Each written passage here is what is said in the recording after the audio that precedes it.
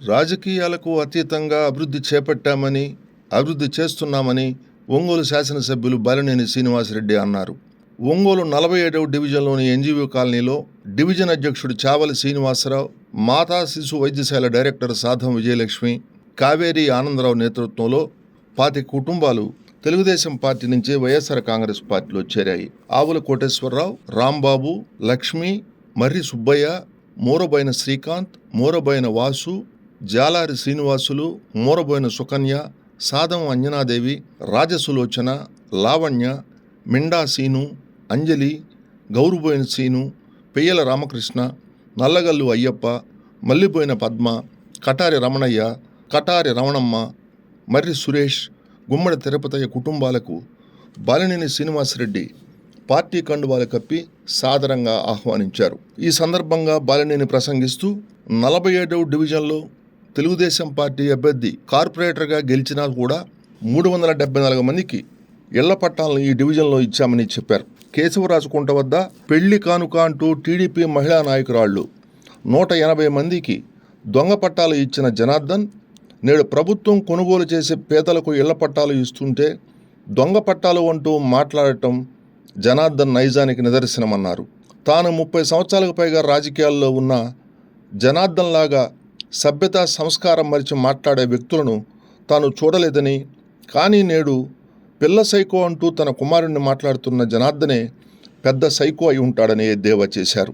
అధికారంలోకి రాగానే అంతు చూస్తానంటూ ప్రజలను హెచ్చరించటం జనార్దన్కు పరిపాటిగా మారిందని, కానీ తాను అధికారంలో ఉన్న సభ్యత సంస్కారంతోనే వ్యవహరిస్తున్నామన్నారు. మాట్లాడితే జనార్దన్ గోల్డెన్ స్పూన్తో పుట్టినట్టుగా చెప్పుకుంటారని, కానీ వాళ్ల తాతలు మా పొలాల్లో పొగ కొనుగోలుకు మధ్యవర్తులుగా వచ్చేవారన్నారు. తనను వ్యక్తిగతంగా విమర్శించటం మానుకోవాలని జనార్దన్ హితవు పలికారు. జనార్దన్ బెంగళూరు పబ్బుల్లో తిరిగే ఫోటోలు తన వద్ద ఉన్నాయని, సభ్యత సంస్కారం ఉన్న వ్యక్తిని కాబట్టే నేను వాటిని బహిరంగం చేయటం లేదని అన్నారు.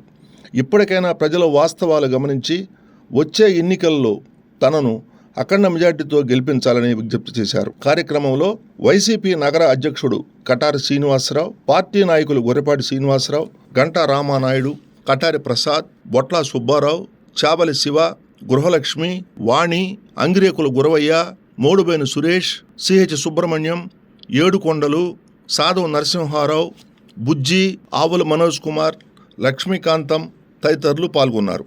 ప్రజల గుండె చప్పుడై పనిచేసే నాయకుడై, జగనన్నకు అడుగు జాడలో నడిచేటి సైనికుడై, అదిగో అదిగో వస్తున్నాడు బాలినేని వాసన్న, చిరునవ్వే ఆయుధమై సమరానికి సాయుధమై, మడమ తిప్పని వీరుడు, రాజకీయ రణధీరుడు, ప్రజల పక్షమై ఉంటాడు, అహర్నిశలు పని చేస్తాడు. రవితేజం రణశౌర్యం బాలినేని వాసన్న, జగనన్నకు సారథిగా మనకేమో వారధిగా.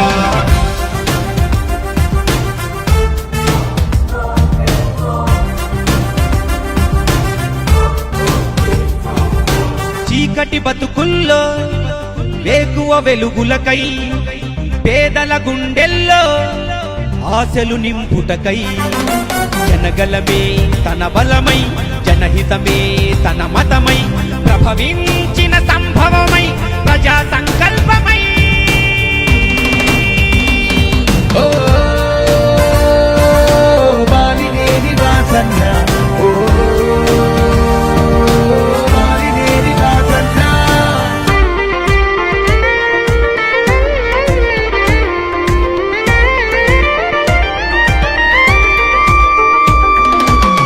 ఒంగోలు ఎన్నికల్లో మన జెండా ఎగురుటకై, నవరత్నం నజరానా అందరికీ చేరుటకై, రాజన్న ప్రభుత్వంలో పనిచేసిన ఉత్తముడు వాసన్న మన హితుడు, మన అందరి ప్రియతముడు.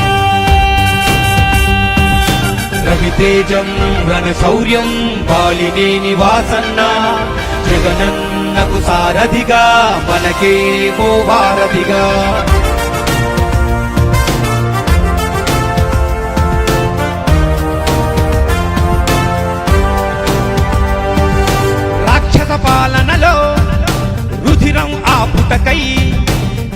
ఎన్నిక పర్వంలో కుట్రలు తొలుగుటకై విలువలను పాటిస్తూ చేయూతనందిస్తూ ఒంగోలు రక్షకుడై జగమన్ 2014లో వాసన్న ఓడిపోయిన తర్వాత టీడీపీ గవర్నమెంట్ వస్తే మున్సిపల్ ఆఫీసులో దాదాపుగా వైసీపీ వాళ్ళని 60 మందిని వర్క్ చేసే వాళ్ళని తీసేసి టీడీపీ వాళ్ళు పెట్టుకున్నారు. 19లో అన్న గెలిచిన తర్వాత మేమేమనుకున్నామంటే వాళ్ళు తీసేస్తాం మనం పెట్టుకోవచ్చు మళ్ళీ అని చెప్పి అనుకున్నాం. సరే అని చెప్పి అన్న దగ్గరికి పోయి ఇంటికి పోయి అడిగాం, అన్న వాళ్ళని తీసేస్తామన్నా మనం పెట్టుకుందామని చెప్పని. ఏం ఆడుతున్నావు సీన్, నువ్వు వాళ్ళు తీస్తే వాళ్ళ నోటి కాడికి పోద్ది కదా, అట్లా వద్దు, అవసరమైతే వేరే కొత్త ఏమన్నా జాబ్లు వస్తే చెప్పండి మన వాళ్ళు పెడతాం, కానీ పాత వాళ్ళని తీయడానికి నేను ఒప్పుకోరన్నాడు. అలాంటి వ్యక్తి వాసన్న. ఒక వ్యక్తి దగ్గర నోటి దగ్గర తీయడానికి మాత్రం ఏ విధంగా ఇష్టపడ్డు వాసన్న. అది వాసన్న క్యారెక్టర్. అది హామీలు ఏ ఒక్క హామీ కూడా మరి పూర్తిగా నెరవేర్చాల, అన్నీ కొంచెం అలా చేయటం వదిలేయటం. అదేవిధంగా బీసీల పట్ల మరి దారుణంగా, అంటే కొంతమందిని అయితే తాట తీస్తానన్నాడు, కొంతమందిని తోకలు కత్తిరిస్తానన్నారు, మరి కొంతమందిని బీసీలను ఎస్టీల్లో చేరుస్తానన్నారు. ఎన్నో హామీలు, ఒక్క హామీ కూడా నెరవేర్చాల. మరి ఈరోజు మన జగన్మోహన్ రెడ్డి గారి ప్రభుత్వం చూస్తున్నాం. ఆయన ముఖ్యమంత్రి అవ్వకముందు ఏదైతే పాదయాత్రలో ఏ హామీలు అయితే ఇచ్చాడో, అదేవిధంగా మేనిఫెస్టోలో నేను ప్రభుత్వం వచ్చిన తర్వాత ఇవన్నీ నేను చేస్తానని నవరత్నాలు, అదేవిధంగా ఎన్నో ఆసరా కానీ, చేయూత, మరి వాహన మిత్ర, అదేవిధంగా అమ్మఒడి, అటువంటి ఎన్నో కార్యక్రమాలు ఉన్నాయి, సంక్షేమ పథకాలు, అవన్నీ కూడా ఈరోజు దాదాపు 98-99% పూర్తి చేశాడంటే అది ఏ రాష్ట్రంలో ఏ ముఖ్యమంత్రి కూడా మరి అటువంటి పూర్తి మేనిఫెస్టోని మరి హామీని నెరవేర్చిన ముఖ్యమంత్రి అంటే ఈయనే జగన్మోహన్ రెడ్డి గారే. మరి అటువంటి ముఖ్యమంత్రి మరలా మనం రావాలని అందరం కోరుకోవాలి. ఎందుకంటే పేద బడుగు బలహీన వర్గాలు ఎక్కువ శాతం, దాదాపు 80% ఉంటారు. వారందరికీ మరి ఈరోజు ఆయన అనేక సంక్షేమ పథకాల ద్వారా ఆదుకుంటున్నారు. అందువల్ల ఆయన్నే ముఖ్యమంత్రిగా మనందరం కోరుకోవాలని మరి మిమ్మల్ని అందరినీ అభ్యర్థిస్తూ, అదేవిధంగా మన గౌరవనీయులు ఒంగోలు శాసనసభ్యులు మరి దాదాపు ఆయన 6 సార్లు పోటీ చేస్తే 5 సార్లు గెలిచారు. మరి ఈ రోజుల్లో ఒక్కసారి ఎమ్మెల్యే అయితే మరలా ఎమ్మెల్యే కావాలంటే ఎంతో వ్యతిరేకత వస్తుంది. మరి అటువంటిది ఇన్ని ఏళ్ళ నుంచి మరి ఆయన్ని మనందరం ఎమ్మెల్యేగా గెలిపించుకున్నామంటే కేవలం అతను మంచితనం.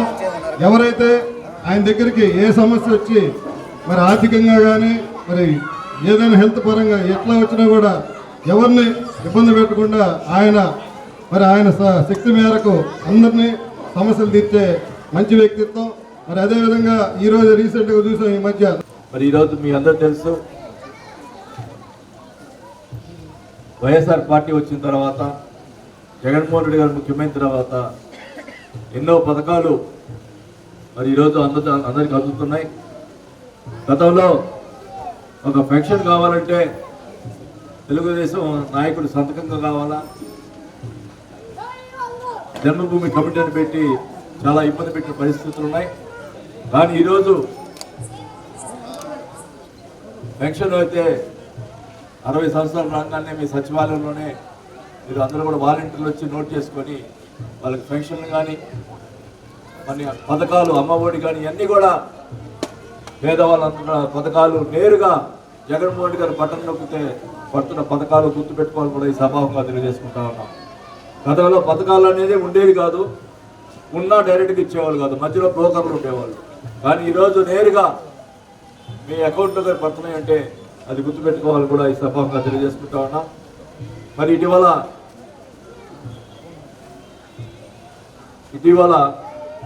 మనం ఒంగోలు పట్టణంలో పట్టాలు ఇచ్చుకున్నాం. ఈ డివిజన్ కూడా ఇచ్చాం. 374 పట్టాలు మీ డివిజన్లో ఇవ్వడం జరిగింది. ఈ డివిజను వైఎస్ఆర్గా టీడీపీ గెలిచింది డివిజన్లో. అయినా కూడా మేము ఎక్కడ కూడా తక్కువ చేయలేదు.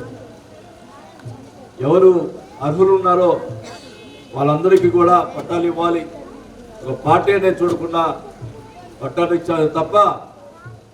నేను అడుగుతా ఉన్నా, ఈ డివిజన్లో అందరికీ వైఎస్ఆర్ పార్టీ వాళ్ళకి వచ్చినాయా పట్టాలు అడుగుతున్నా. అన్ని పార్టీల వాళ్ళకి వచ్చినాయా లేదో ఒక్కసారి గుర్తుపెట్టుకోవాలి కూడా ఈ సభాముగా తెలియజేసుకుంటా ఉన్నా. మరి అతను అంటాడు ముందులేమన్నా 25,000 పట్టాలు ఏడిస్తాడు, 230 కోట్లు ఎక్కడ తెస్తాడో అన్నాడు. అంత ముందుల 2 సంవత్సరాల క్రితం పట్టాలు ఇద్దాం అనుకుంటే అప్పుడు కోట్లు వేశారు. అంటే పేదవాళ్ళు పట్టాలు ఇచ్చేదానికి స్థలాల మీద కోట్లు వేసేది సిగ్గుండాలా నీకు? మళ్ళీ మాట్లాడతావు, దొంగ పట్టాలను మాట్లాడతాడు. ఇప్పుడు ఈరోజు ఈ ఇచ్చిని దొంగ పట్టాలు అంటాడు. నేను చూశాను, నిన్ను మాట్లాడుతున్నాడు ఒక యాదవ సమ్మేళనంలో. అసలుకి ఎట్లా మాట్లాడుతున్నాడంటే వ్యక్తిగతంగా నీచంగా మాట్లాడుతున్నాడు. నేను ఎప్పుడు కూడా వ్యక్తిగతంగా ఎప్పుడు మాట్లాడు. నేను 6 సార్లు పోటీ చేశాను, చాలా మంది పోటీ చేశాను. నా ఈదారిబాబు పోటీ చేశాడు, సిద్ధరాఘరావు పోటీ చేశాడు, తులసిరావు పోటీ చేశాడు. వీళ్ళందరూ నా మీద పోటీ చేసి ఓడిపోయినా కానీ ఎప్పుడు కూడా ఇంత నీచమైన మాటలు మనుషుల్ని అంటే ఆ ఉక్రోషణం తట్టుకోలేక ఇష్టం వచ్చినట్టు మాట్లాడుతాం. నేనే మాట్లాడటం మనకి చేతకా కాదు, సభ్యత సంస్కారం ఉంది కాబట్టి ఈరోజు మాట్లాడుతున్నాను. ఆ సభ్యత నేర్చుకో. ముందల సభ్యత ఉంటేనే మనిషి అవుతాడు. గుర్తుపెట్టుకోండి. ఏం మాట్లాడతాడు? నిన్న దొంగ పట్టాలు అంటాడు, దొంగ పట్టాలు అంటాడు. నేను దొంగ పట్టాలు అంటున్నావు కదా, నీ డివిజను, ఈ డివిజన్లో మీ కార్పొరేటరే ఉన్నాడు. ఈ డివిజన్లో నేను వస్తాను ఇక్కడికి, మీ కార్పొరేటర్ అందరూ రండి, ఈ పట్టాలు చూపిస్తాం, నీకు కావాల్సిన అధికారం తీసుకొచ్చుకో, ఈ పట్టాలు చూపిస్తాం. దొంగ పట్టాలు అయితే వెంటనే ఇక్కడే రాజీనామా చేసి వెళ్ళిపోతా, రాజకీయానికి విరమిస్తా. ఆ ధైర్యం నువ్వు చేస్తావా? ఆ పోటీ దీనికి నేను అడిగిన ప్రశ్నకి నువ్వు వచ్చి కరెక్ట్గా తీసుకొచ్చి సమాధానం చెప్తావా? అదేమంటే మీ ఇంటికి వస్తాను, టిఫిన్ పెడతావా, దోశ పెడితే ఏందే మాట? నువ్వు రా, నేను ప్రజల్లోకి రా, నేను ప్రజల్లోకి రా, ఎదురొచ్చి కూర్చుందాం. దొంగ పట్టానా ఫేక్ పట్టాలని తెలిసింది. అసలుకి నీ పెళ్లి రోజు ఏమనుకోవాలా? పోయిన ఆయన ఎమ్మెల్యేగా ఉన్నప్పుడు ఆయన పెళ్లి రోజు 120 పట్టాలు ఇచ్చాడు టోటల్గా. ఆయన జీవితంలో 120 పట్టాలు ఇచ్చాడు. ఆ పట్టాలు ఎవరికి ఇచ్చాడు అంటే కార్యకర్తలకు ఇచ్చాడు, మెయిన్ కార్యకర్తలకు ఇచ్చాడు. వాళ్ళ కాగితాలు మొన్న నా వైఎస్ఆర్ పార్టీ చేసి కాగితాలు చింపేశారు. ఆ పట్టాలు కార్యకర్తలకే మన దొంగ పట్టాలు ఇచ్చావు స్వామి, ఇంకా ఎవరికి మామూలు ప్రజలకి ఏం పట్టాలు ఇస్తావని చెప్పు. వాళ్ళ కార్యకర్తలే. ఇది అబద్ధమైతే దాన్ని కూడా రాజీనామా చేస్తా. వాళ్ళ కార్యకర్తలకు చెప్పను. 180 పట్టాలు ఇచ్చాడు ఆయన పెళ్లి రోజని గిఫ్ట్గా, అది చిప్పేసుకున్నాడు. కానీ అవన్నీ నేను ఎప్పుడు పట్టుకున్నాను కాదు. కానీ పేదవాళ్ళకి 230 కోట్లు ఇచ్చి కొని ఇచ్చి పట్టాలు ఇస్తే దాన్ని దొంగ పట్టాలు అంటాడు. అంటే చీరలు అంట ఊసిపోయి చీరలు ఇచ్చాడు. నీకు ఎందుకే నా డబ్బుతో ఇచ్చాడు చీరలు? ఏ చీరలు ఇస్తే నీకేంది? నువ్వు ఇచ్చుకో. నువ్వు అందులో మాట్లాడతాడు, నేను బంగారు స్కూల్లో పుట్టానంటాడు. ఇప్పుడు దాకా నేను ఎప్పుడు మాట్లాడాల. ఆయన బంగారు స్కూల్లో పుట్టాడో నేను బంగారు స్కూల్ పుట్టాడో ఇప్పుడు దాకా ఎప్పుడు మాట్లాడాల. వాళ్ళ తాత మా దగ్గరికి వచ్చి మా ఊర్లో వచ్చి పొగాకు బయర్గా ఉండేవాడు. అది ఆయన చరిత్ర. ఏం మాట్లాడతాడు? నేను మాట్లాడాక చేస్తాక ఆయన బంగారు స్కూల్ ఉంటాడో మేము బంగారు స్కూల్ ఉంటాడో అందరూ తెలుసు. ఇష్టం వచ్చినట్టు ఏదో మాట్లాడతాడు. బంగారు స్కూల్ అంటాడు. మా అబ్బాయి సైకో అంట. దేనికయ్యా సైకో? ఏం చేశాడు? అలా చేశాడు చెప్పు. నేను సైకో అంటాను అంటాడు. అసలు నువ్వే ఒక సైకోవి, నువ్వు మళ్ళీ ఇంకో సైకో అని చెప్పి మాట్లాడే అవకాశం ఆడుంది. నువ్వు మాట్లాడతాడు, నేను అధికారానికి వస్తే వాళ్ళంతా చూస్తాను, వీళ్ళంతా చూస్తాను. ఏందే అంతు చూసేది? ఒక అధికారం ఉందంటే ఇష్టం వచ్చినట్టు అంతు చూడటమేనా? అంటే ప్రజల్ని ఇబ్బంది పెట్టమని నేను అధికారం వస్తే వాడు వయసు పోయాడు, వాడి సంగతి తెలుస్తాను, ప్రతి ఓపెన్ మీటింగ్లో వాడి సంగతి చూస్తాను. ఏంటి నువ్వు చూసే సంగతి? మాకు చేతకాక నేను నీ సంగతి చూడక చేతకాదనుకున్నావా? పోనీ మేకలు ఉంటే ఇష్టం వచ్చినట్టు అన్నట్టు అంతు చూస్తాడంట. ఏందో నువ్వు చూసేది? బొంగ గుర్తుపెట్టుకో. ఒకటే చెప్తా ఉన్నా, ఏమి మాటలైతే అదుపులో పెట్టుకొని మాట్లాడాలి. పోనీలో ఊరుకుంటుంటే మాట్లాడతాడు. మీరు దొరకాలంటే ఒకటి అడుగుతున్నా, ఆయన నిన్నేమంటాడంటే ఆయనైతే అందుబాటులో ఉంటుంటే నేనైతే హైదరాబాద్లోనే ఎక్కడ ఉంటానంట. ఏమైనా నువ్వు బెంగళూరులో పబ్బుల్లో దిగినప్పుడు నేను ఫోటోలు చూపిస్తే ఎక్కడుంటావు? మళ్ళీ నన్ను అంటావు నీవు కరోనా టైం వచ్చింది, కరోనా వచ్చింది, 2 సంవత్సరాలు నువ్వు ఎక్కడన్నా ప్రజలకు ఒక్క రోజు కనపడ్డావని అడుగుతున్నా. 2 సంవత్సరాలు కోవిడ్ టైంలో ఒక్క రోజు కానీ ఎక్కడన్నా నువ్వు కనిపించావా? నేను సొంత డబ్బులతో 80 లక్షలతో జర్మన్ షెడ్ వేసి అక్కడ రిమ్స్ హాస్పిటల్లో సొంత డబ్బులతో ఏమిచ్చి జర్మన్ షెడ్ వేసి మరి ఆక్సిజన్ సిలిండర్స్ అని కొని నేను కాపాడా.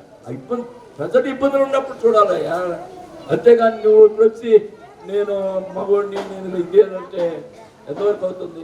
కోవిడ్ అప్పుడు ఏం చేసావు? 2 సంవత్సరాలు ఎక్కడ పోయావు? నువ్వు నన్ను అంటున్నావు కదా, ఇప్పుడు 2 సంవత్సరాలు కోవిడ్ టైంలో ఎక్కడ పోయావు అది చెప్పు. నువ్వు బెంగళూరులో పబ్బుల్లో రోజు తిరుగుతా, ఇంకా నేను పర్సనల్ విషయాలు నేను ఎప్పుడు చెప్పను, కానీ కొద్దిగా నేను నా పర్సనల్ విషయం మాట్లాడతాను, అందుకని మాట్లాడండి. పర్సనల్ విషయం నేను ఉన్నది ఎప్పుడూ చెప్పేవాడిని.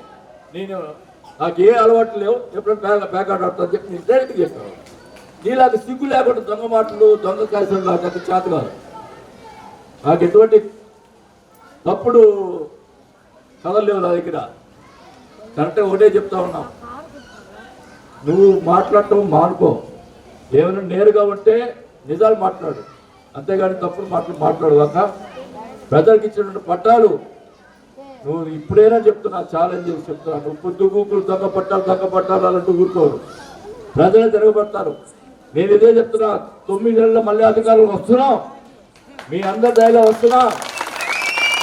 9 నెలల్లో అక్కడ మీకు ఇల్లు ప్రభుత్వమే కట్టించి అందరి కూడా గృహప్రవేశం చేసి మళ్ళీ బట్టలు పెట్టే కార్యక్రమం చేస్తామని చెప్పి కూడా సభాగా చేస్తున్నాను. ఇంకా కూడా కొంతమందికి పట్టాలు రాలేదు, పేదవాళ్ళకి అన్నారు, వాళ్ళని కూడా మళ్ళా కూడా సచివాలయంలో అప్లై చేయించి ఇంకా రాని వాళ్ళు ఉంటే కూడా వాళ్ళందరూ కూడా పట్టాలు ఇచ్చి తీర్థాలు కూడా ఈ సభాముగా తెలియజేసుకుంటా ఉన్నాం. అందరికి కూడా ఎవరు కూడా ఒంగోలులో గుడిసె అనేది ఉండకూడదు, పక్కా ఇల్లు ఇచ్చేటట్టు చేస్తారని చెప్పి కూడా తెలియజేసుకుంటూ, నువ్వు ఎలక్షన్స్లో మంచితనంగా ఓట్లు వేసుకో, అంతేగాని నోటు ఉందా అని చెప్పి ఇష్టం వచ్చినట్టు మాట్లాడితే మంచి పద్ధతి కాదు. నాకు మాట్లాడ చేతావు, నువ్వేదో లావుగా ఉన్నాను నేను సన్నంగా ఉన్నాను అనుకున్నాను.